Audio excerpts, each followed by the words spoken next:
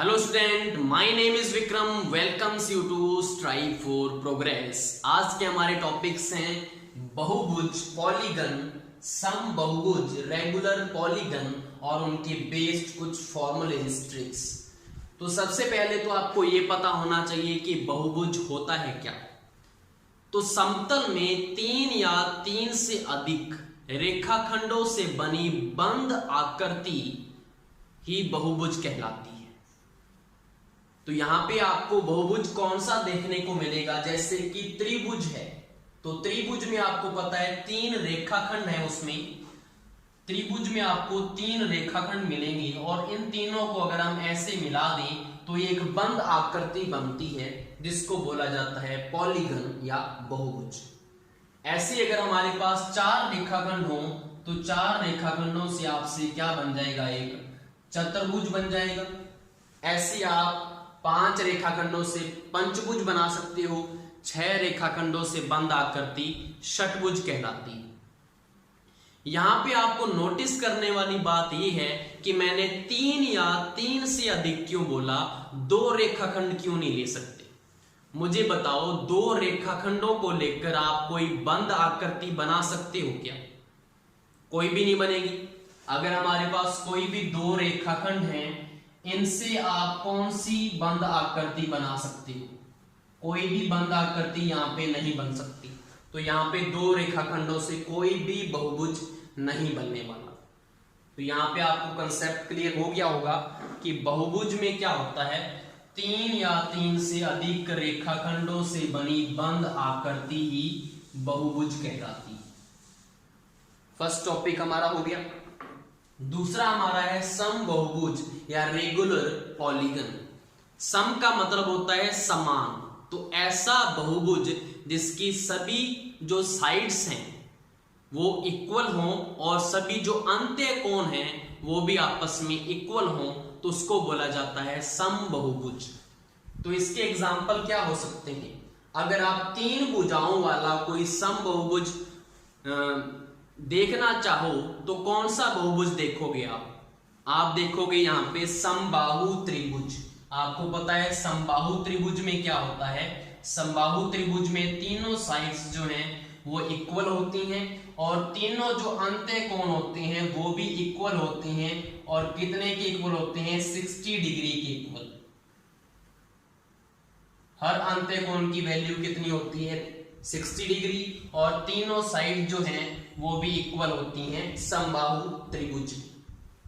तो अगर क्वेश्चन आ जाए तीन भुजाओं वाला कोई सम बहुभुज बताओ, तो आंसर आपका क्या आएगा यहां पे? समबाहु त्रिभुज।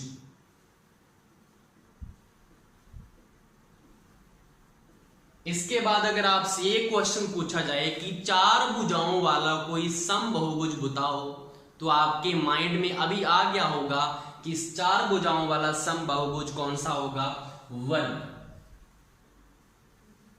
आपको पता है वर्ग में क्या होता है, स्क्वायर में क्या होता है, सभी साइड्स इक्वल होती हैं और सभी जो अंत्य कोण हैं वो 90 डिग्री के इक्वल होते हैं। तो यहाँ पे देखो, ये 90 डिग्री होता है, ये भी 90 डिग्री है, 90 और 90।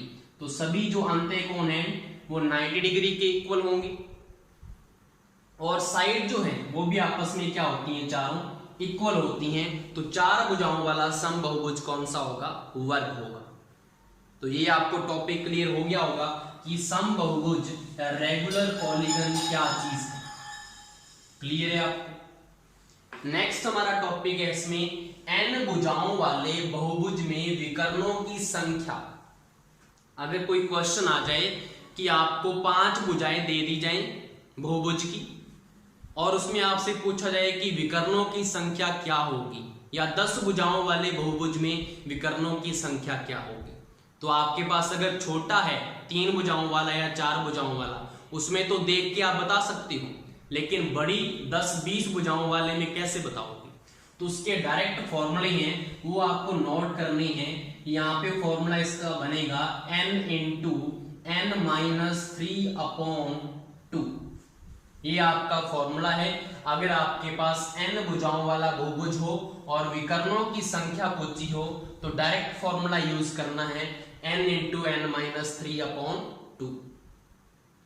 अगर यहाँ पे हम किसी के ऊपर अप्लाई करके देखें, जैसे कि अगर हम त्रिभुज की बात करें, आपको पता है त्रिभुज में कोई भी विकर्ण नहीं होता।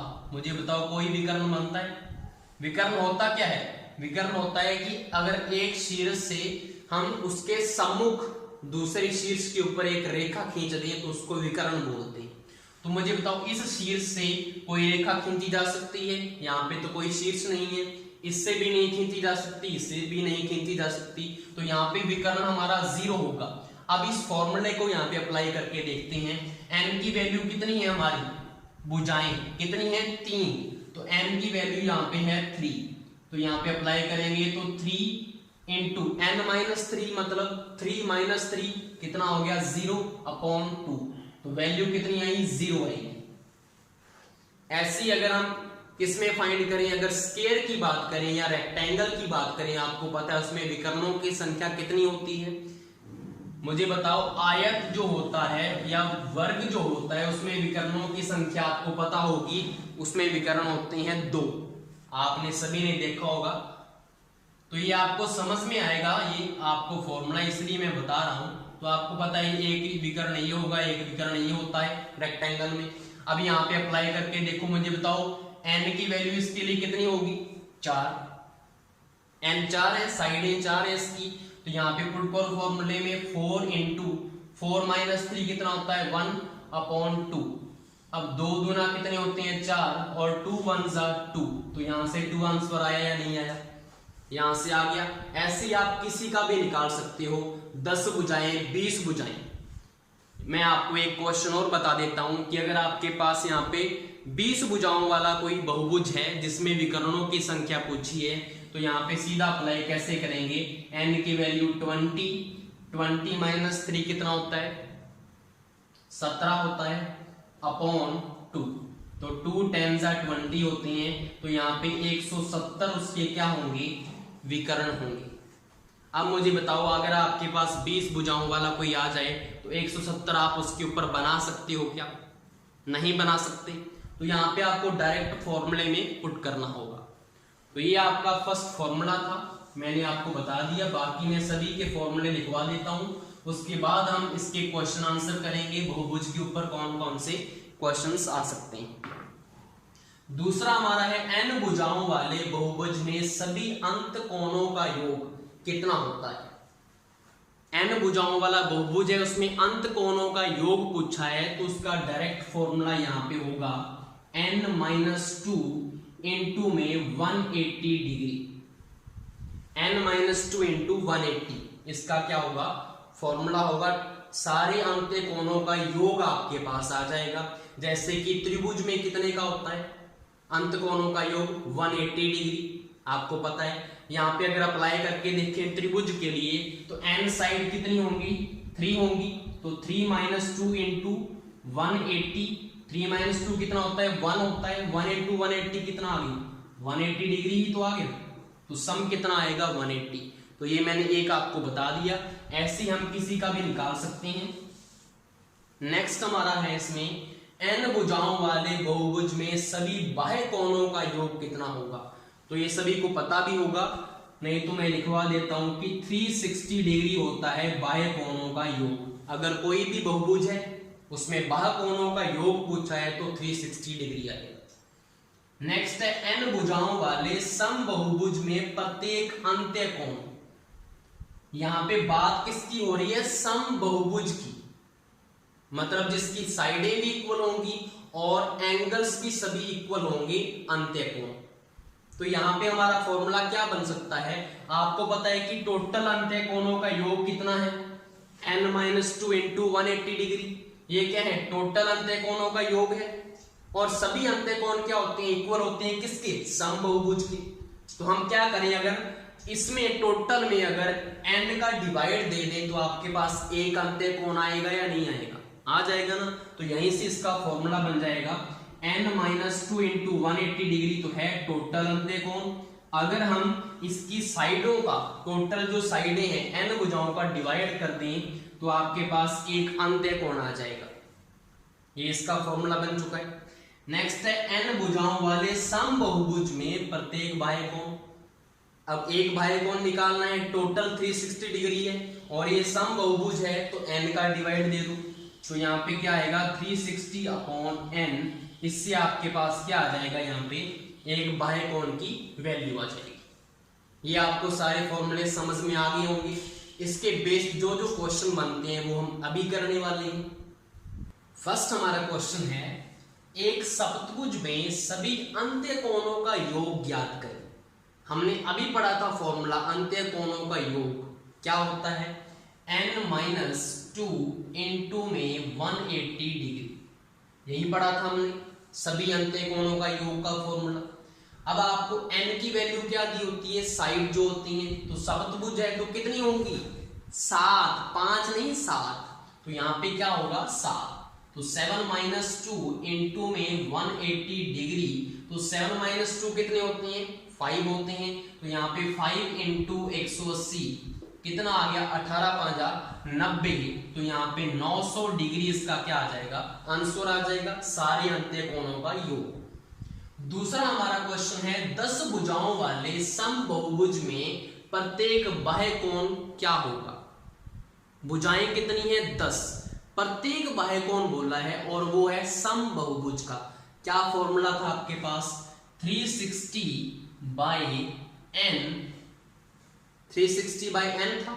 अगर आपने क्या निकालना है उसका बाह्य कोण निकालना है, तो 360 अपॉन मुझे बताओ साइडें कितनी है 10 हैं, तो यहाँ पे कितना आ जाएगा 36 डिग्री। हमारा ये क्या आ गया आपके पास बाह्य कोण आ चुका है। क्लियर है यहाँ तक। उसके बाद आपको एक प्रॉपर्टी ध्यान में रखनी है बहुभुज की, जो आपको जनरली आइडिया हो जाएगा इसको देखकर। आपको पता है कि एक सरल रेखा के एक साइड के जो कोण होते हैं सभी का सम कितना होता है 180 डिग्री होता है। तो वहीं से ये प्रॉपर्टी बनी है कि एक बहुभुज के अंत्य कोण तथा बाह्य कोण का योग 180 डिग्री होता है। कैसे देखो, अगर मैं इस लाइन को इस साइड को आगे की तरफ यहाँ पे बढ़ा दूं तो मुझे बताओ ये एक स्ट्रेट लाइन बनी या नहीं बनी, सरल रेखा बनी। अब इसके ऊपर के एक तरफ के कोणों का योग कितना होगा 180, तो मुझे बताओ ये इसका अंत्य कोण बन रहा है बहुभुज का और ये इसका बाह्य कोण बन रहा है। तो इसको मैं एंगल 1 दे दूं, अगर इसको एंगल 2 बोल दूं तो मुझे बताओ एंगल 1 प्लस एंगल 2 180 होगा या नहीं होगा, बिल्कुल 180 डिग्री होगा। अब आप बोलेंगे सर इसमें तो हमें भी दिख रहा था, और किसी साइड में बताओ पंचभुज की। तो यहाँ पे देखो, अगर मैं इस वाली साइड को यहाँ पे आगे की तरफ बढ़ाऊं तो मुझे बताओ ये एक प्रकार की स्ट्रेट लाइन बनी या नहीं बनी, ये भी एक स्ट्रेट लाइन बनी है। तो ये वाला जो एंगल होगा अंत्य कोण और ये वाला जो एंगल है बाह्य कोण, यहाँ पे भी क्या बनेगा 180 डिग्री तो बनेगा। तो यही इसकी प्रॉपर्टी है और इसी की बेस्ड ये क्वेश्चन है। क्वेश्चन क्या है, किसी बहुभुज में बाह्य तथा अंत्य कोण का अनुपात 1:4 है, 1:4। बहुभुज में भुजाएं ज्ञात करें, साइड ज्ञात करनी है आपको टोटल कितनी हो। तो सबसे पहले आपको इसमें x मानना होता है अनुपात को, और सिंपल वैल्यू में इसको कन्वर्ट करना होता है कि अगर इसको मैं x मान लूं बाह्य कोण को और अंत्य कोण को मैं क्या मान लूं 4x, तो यहाँ पे इसको ऐसे लिख सकते हैं हम। उसके बाद आपको प्रॉपर्टी पता है कि दोनों का सम 180 होगा, जिससे आपके पास x की वैल्यू आ जाएगी। तो x प्लस 4x इक्वल में 180 पुट करो यहाँ पे कितना आ गया 5x इजिकल टू 180 डिग्री और x इजिकल टू कितना आएगा 180 अपॉन 5। मुझे बताओ 180 अपॉन 5 कितना होता है, 5 तिया 15, 3 5 6 30। तो x की वैल्यू आपके पास कितनी आ गई 36 डिग्री। तो आपके पास x आ चुका है। 4x भी आप निकाल सकते हैं अगर आपको पूछो अंत्य कोण कितना है, x हमारा बाह्य कोण है।